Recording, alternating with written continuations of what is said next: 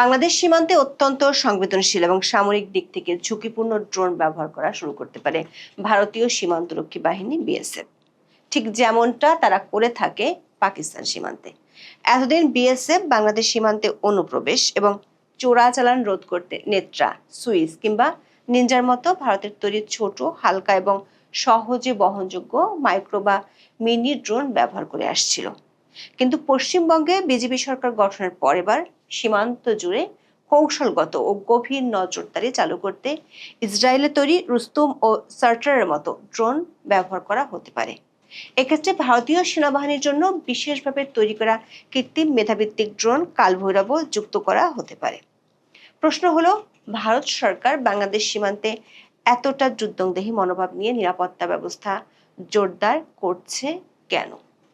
অন্যদিকে পশ্চিমবঙ্গে অবৈধ অনুপ্রবেশের অভিযোগে আটক বাংলাদেশি ও রোহিঙ্গা নাগরিকদের নিজ দেশে ফেরত পাঠানোর প্রক্রিয়া আরও সংগঠিত করতে রাজ্যের প্রতিটি জেলায় হোল্ডিং সেন্টার গড়ে তোলার উদ্যোগ নিয়েছে বিজেপি নেতৃত্বাধীন পশ্চিমবঙ্গ সরকার।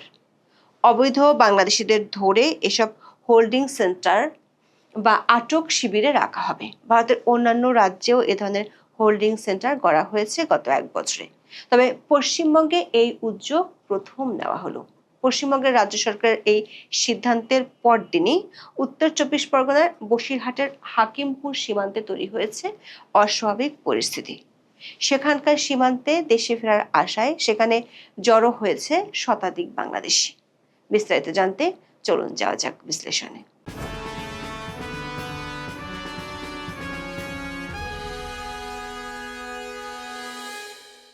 এতদিন পাকিস্তান ও বাংলাদেশ সীমান্তে ভারতের নিরাপত্তা ব্যবস্থা ছিল সম্পূর্ণ ভিন্ন। দুই সীমান্তের ভূপ্রকৃতি, রাজনৈতিক সম্পর্ক এবং ভারত যে ধরনের ঝুঁকির মুখোমুখি হতো তার উপর ভিত্তি করে ভারত সরকার দুই সীমান্তে ভিন্ন কৌশল, ভিন্ন সমরাস্ত্র এবং ভিন্ন মাত্রার কড়াকড়ি আরোপ করত। দুই সীমান্তে ভারতের বর্ডার সিকিউরিটি ফোর্স বা বিএসএফ নির্দিষ্ট কিছু মডেলের দেশীয় ও আমদানিকৃত ড্রোন এবং অ্যান্টি ড্রোন সিস্টেম ব্যবহার করে আসছে। ভারত সরকার বর্তমানে দুই সীমান্তে স্মার্ট বর্ডার প্রকল্প বাস্তবায়ন করছে। সংবাদ সংস্থা পিটিআই লিখেছে, এই স্মার্ট বর্ডার প্রকল্পে প্রযুক্তি, ড্রোন, রাডার এবং স্মার্ট ক্যামেরা ব্যবহার করা হবে, যা একটি দুর্ভেদ্য সীমান্ত তৈরি করতে সাহায্য করবে। বিডি নিউজ 24 এর খবরে বলা হয়েছে, বাংলাদেশ ও পাকিস্তানের সঙ্গে থাকা ৬,০০০ কিলোমিটার সীমান্তকে সম্পূর্ণ দুর্ভেদ্য করতে স্মার্ট নিরাপত্তা গ্রিড বা স্মার্ট ওয়াল নির্মাণের ঘোষণা দিয়েছে দেশটির কেন্দ্রীয় স্বরাষ্ট্রমন্ত্রী অমিত শাহ। অমিত শাহ সম্প্রতি দেশটির সীমান্তরক্ষী বাহিনীর এক অনুষ্ঠানে এই ঘোষণা দিয়েছেন। স্মার্ট নিরাপত্তা গ্রিড বা স্মার্ট ওয়াল হলো অত্যাধুনিক প্রযুক্তির সমন্বয়ে গড়ে তোলা এমন এক সমন্বিত সীমান্ত প্রতিরক্ষা ব্যবস্থা যা কৃত্রিম বুদ্ধিমত্তা বা এআই, সেন্সর এবং আধুনিক যোগাযোগ প্রযুক্তির নেটওয়ার্ক। এটি কোনো একক প্রযুক্তি নয়, বরং অনেকগুলো আধুনিক প্রযুক্তির এমন শক্তিশালী নেটওয়ার্ক যা ২৪ ঘন্টা সীমান্তের উপর নজরদারি করে। এই গ্রিডের মূল উপাদানগুলোর মধ্যে থাকে থার্মাল ও ইনফ্রারেড ক্যামেরা, স্মার্ট রাডার ও মোশন সেন্সরের মতো প্রযুক্তি। ইতিমধ্যে যুক্তরাষ্ট্র, মেক্সিকো সীমান্ত এবং ইউরোপের কয়েকটি দেশের সীমান্তে অনুপ্রবেশ রুখতে এই প্রযুক্তি ব্যবহৃত হচ্ছে। পাকিস্তানের সঙ্গে সীমান্তের কিছু অংশে ভারত আগে স্মার্ট বর্ডার সিকিউরিটি গ্রিড ব্যবহার করেছে। এই প্রকল্পের আওতায় ভারতের মহাকাশ গবেষণা সংস্থা আইএসআর এর সহায়তায় বিশেষভাবে তৈরি ড্রোন মাউন্টেড রাডার সিস্টেম যুক্ত করা হচ্ছে, যা কুয়াশা, বৃষ্টি বা ঘুটঘুটে অন্ধকারেও দুই সীমান্তের যে কোনো অবৈধ নড়াচড়া রিয়েল টাইমে বিএসএফ কন্ট্রোল রুমে পৌঁছে দেয়। পাকিস্তান সীমান্ত তুলনামূলক বেশি ঝুঁকিপূর্ণ হয়। এখানে ভারী এবং অত্যন্ত আধুনিক যুদ্ধংদেহী ও নজরদারি ড্রোন ব্যবহার করা হয়। এর একটির নাম হলো হিরান। এটি ইসরায়েল থেকে কেনা একটি অত্যন্ত শক্তিশালী এবং দীর্ঘ সময় আকাশে উঠতে সক্ষম একটি ড্রোন। এটি পাকিস্তান সীমান্ত জুড়ে কৌশলগত ও গভীর নজরদারির জন্য ব্যবহৃত হয়। এছাড়া ভারতের প্রতিরক্ষা গবেষণা সংস্থার নিজস্ব প্রযুক্তিতেও তৈরি ড্রোন তপস বা রুস্তম 2 পাকিস্তান সীমান্তে দীর্ঘক্ষণ ধরে হাই রেজলিউশন ছবি ও গোয়েন্দা তথ্য সংগ্রহে নিয়োজিত থাকে। ইসরায়েলের তৈরি সার্টার ড্রোনটি প্রতিকূল আবহাওয়ায় এবং রাতে পাকিস্তান সীমান্তে নিখুঁত নজরদারি চালাতে ব্যবহৃত হয়। এই সীমান্তে চোরাচালান রোধে বিশেষ করে পাঞ্জাব সীমান্তে বাজ আক নামে একটি বিশেষ কাউন্টার ড্রোন সিস্টেম ব্যবহার করা হয়। এটি দিয়ে পাকিস্তান থেকে আসা চোরাচালানি ট্রেনগুলোকে মাঝ আকাশে জ্যাম বা ধ্বংস করে দেয়। অন্যদিকে বাংলাদেশ সীমান্তে এতদিন অবৈধ অনুপ্রবেশ এবং চোরাচালান রোধ করতে মূলত ভারতের তৈরি ছোট, হালকা এবং সহজে বহনযোগ্য মাইক্রো বা মিনি ড্রোন ব্যবহার করা হতো। যেমন হালকা কোয়াডকপ্টার ড্রোন, নেত্রা ও ট্যাকটিক্যাল ড্রোন সুইচ ব্যবহার করা হচ্ছে। এছাড়া ইমার্জেন্সি নজরদারির জন্য নিনজা ড্রোন ব্যবহার করা হয়। সূত্রগুলো বলছে, পাকিস্তান সীমান্তে যে ধরনের সামরিক ড্রোন ব্যবহার করা হয় সেগুলো এখন থেকে বাংলাদেশ সীমান্তে ব্যবহার করা হবে। দুই সীমান্তের জন্য ভারত সরকার নতুন একটি ড্রোন তৈরিরও উদ্যোগ নিয়েছে। ভারতীয় সেনার বহরে সামিল হতে চলা পাইলটবিহীন এই ড্রোনটির সাংকেতিক নাম হলো কালভৈরব। এর নকশা তৈরি করেছে বেঙ্গালুরুর flying West defence and aerospace বা FWODA। সম্প্রতি একটি বিবৃতিতে বেসরকারি প্রতিরক্ষা সংস্থাটি জানিয়েছে, কালভৈরব এর বাণিজ্যিক উৎপাদন হবে পর্তুগালে। পর্তুগালের ওই সংস্থাটির নাম স্কেচ পিক্সেল LDA। চতুর্থ প্রজন্মের মার্কিন লড়াকু জেফ F-16 যাদের তৈরি যন্ত্রাংশ ব্যবহার করা হচ্ছে। ভারতীয় সামরিক সরঞ্জাম নির্মাণের ইতিহাসে এই ঘটনা প্রথম। কালভৈরব মাঝারি উচ্চতায় 30 ঘন্টা ভেসে থেকে 3000 কিলোমিটার উঠতে পারে। সাথে 5 কেজি বিস্ফোরকও বহন করতে পারে কালভৈরব। মূলত একসঙ্গে ঝাঁক বেঁধে হামলা চালিয়ে শত্রুকে ছত্রভঙ্গ করে দেওয়ার উদ্দেশ্যে এর নকশা তৈরি করেছে বেঙ্গালুরুর সংস্থাটি। পশ্চিমবঙ্গ সহ বাংলাদেশের সীমান্ত অঞ্চলগুলোর নির্বাচনে বিজেপি একচেটিয়াভাবে জেতার পর সীমান্তে শুধু কড়াকড়ি আরোপ করেছে, সাথে নিচ্ছে এমন যুদ্ধংদেহী মনোভাব। প্রশ্নগুলো কেন? দেশের কেন্দ্রীয় স্বরাষ্ট্রমন্ত্রী অমিত শাহ মনে করেন, বর্তমান পরিস্থিতিতে শুধু প্রচলিত পদ্ধতির উপর নির্ভর করে সীমান্তে নিরাপত্তা বজায় রাখা সম্ভব নয়। সেই কারণে আধুনিক প্রযুক্তিকে কাজে লাগিয়ে সীমান্ত পাহারায় নতুন কাঠামো তৈরি করছে ভারত। সে কারণে নির্বাচনের আগে দেওয়া ঘোষণা অনুযায়ী এরই মধ্যে বাংলাদেশ সীমান্তে কাঁটাতারের বেড়া দেওয়ার জন্য পশ্চিমবঙ্গ সরকার BSF এর কাছে জমি হস্তান্তর প্রক্রিয়া শুরু করেছে।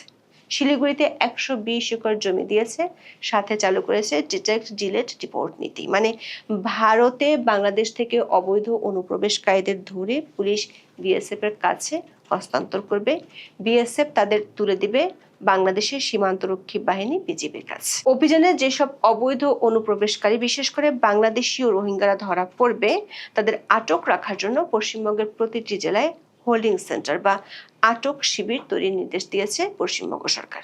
জেল থেকে সাজার মেয়াদ শেষে ছাড়া পাওয়া যেসব বিদেশি নাগরিকরা নিজ দেশে প্রত্যর্পিত হওয়ার জন্য অপেক্ষায় রয়েছেন তাদেরও ওই সব হোল্ডিং সেন্টারে রাখা হবে। BBC বাংলার খবরে বলা হয়েছে, গত সপ্তাহের শেষে রাজ্য পুলিশের কাছে পাঠানো একটি সরকারি নোটে নির্দেশ দেওয়া হয়েছে, বেআইনিভাবে দেশে বসবাসরত বাংলাদেশি ও রোহিঙ্গাদের প্রত্যর্পণ পদ্ধতি সংক্রান্ত যে নির্দেশ গত বছর কেন্দ্রীয় স্বরাষ্ট্র মন্ত্রণালয় দিয়েছিল সেই পদ্ধতি মেনে প্রতিটি জেলায় আটক হওয়া বিদেশিদের জন্য হোল্ডিং সেন্টার করতে হবে। কেন্দ্রীয় স্বরাষ্ট্র মন্ত্রণালয়ের ওই নির্দেশ মেনে ভারতের অন্য অনেক রাজ্যে হোল্ডিং সেন্টার গড়ে তোলা হয়েছে। সেখানে বাংলাদেশি এবং রোহিঙ্গা যারা অবৈধভাবে ভারতে বসবাস করছেন বলে সন্দেহ এমন অনেক মানুষকে আটক করে রাখা হয়। কালার কণ্ঠের এক খবরে বলা হয়েছে, পশ্চিমবঙ্গের রাজ্য সরকারের ঘোষণার 24 ঘন্টা না পেরোতেই অনুপ্রবেশকারী সন্দেহে 12 বাংলাদেশিকে হোল্ডিং সেন্টারে আটক রাখা হয়েছে। মুর্শিদাবাদ ও মালদা এলাকায় চালুকৃত হোল্ডিং সেন্টারগুলোতে তাদের রাখা হয়েছে। 25 মে মালদার ইংরেজবাজার হোল্ডিং সেন্টারে আপাতত রাখা হয়েছে 9 বাংলাদেশিকে। আটকদের গাজল এলাকা থেকে চিহ্নিত করা হয়েছে। সন্দেহভাজন 9 বাংলাদেশের মধ্যে 3 জন মহিলা ও 6টি শিশু রয়েছে। এর আগে সোমবার সকালে মুর্শিদাবাদের সন্দেহভাজন 3 বাংলাদেশিকে আটকের খবর পাওয়া গেছে। এদেরকে লালগোলার পদ্মা ভবনের 3 তলায় চালু হওয়া হোল্ডিং সেন্টারে রাখা হয়েছে।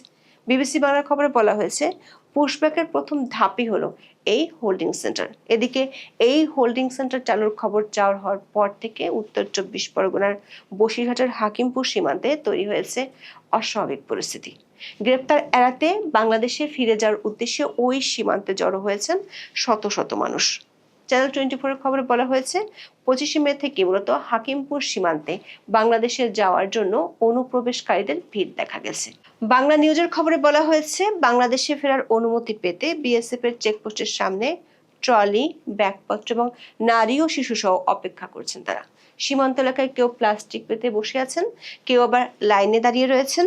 একই দৃশ্য দেখা গিয়েছিল সোমবারও। সীমান্ত সংলগ্ন একটি ছাউনিতে প্রায় 100 জন বাংলাদেশি জড়ো হয়েছিলেন।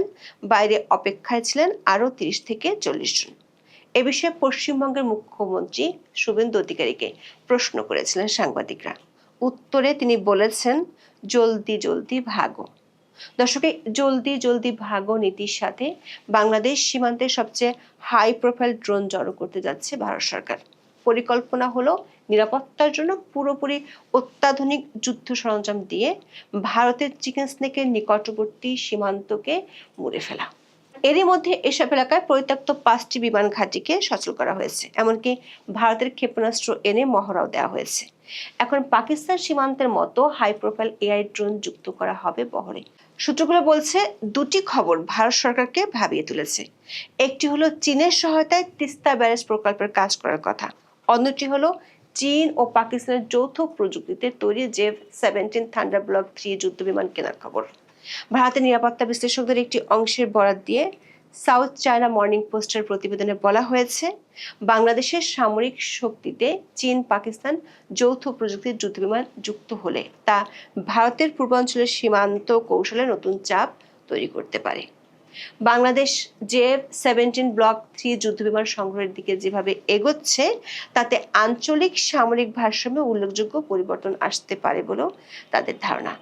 এরই মধ্যে এই বিমানের একটি আধুনিক কম্ব্যাট সিমুলেটর বা প্রশিক্ষণ সরঞ্জাম গ্রহণ করেছে বাংলাদেশ বিমান বাহিনী। চায়না মর্নিং পোস্টের প্রতিবেদনটিতে বলা হয়েছে, ঢাকায় বাংলাদেশ ও পাকিস্তান বিমান বাহিনীর মধ্যে অনুষ্ঠিত প্রথম আনুষ্ঠানিক এয়ার স্টাফ আলোচনার পর এই সিমুলেটর হস্তান্তরের বিষয়টি সামনে আসে।